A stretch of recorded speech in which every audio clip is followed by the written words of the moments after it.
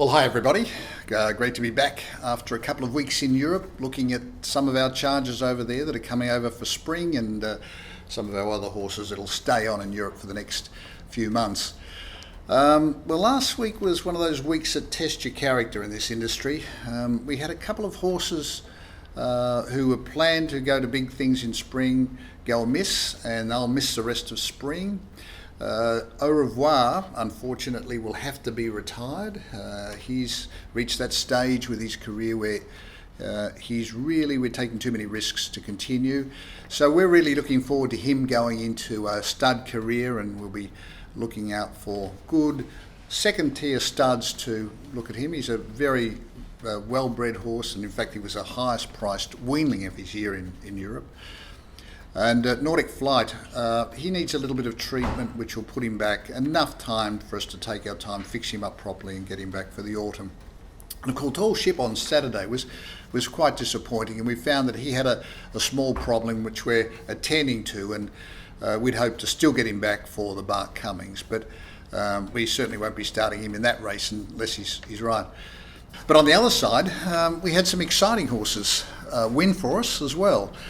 Prince Holdowitz won a race in the provinces. He's a very exciting young 2-year-old colt with Michel Desangle, and he'll now go on to a Group 3 at Chantine around Arc time. And Pemberley, great to see him back. He won the Sheep Hills Cup at Warwick Nabil, and he'll now be aimed at the Country Cups over the spring, and obviously his career's fully ahead with him.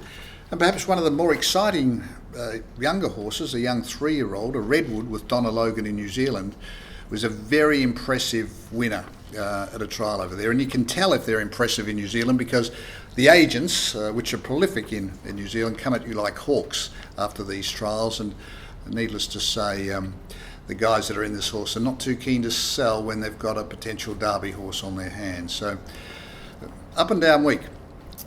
But this week we've got a couple of really good winning chances. We've got a couple of the Fastnets, Fastnet Lightning tomorrow night in France, and Fastnet Tempest later on with William Haggis in the UK.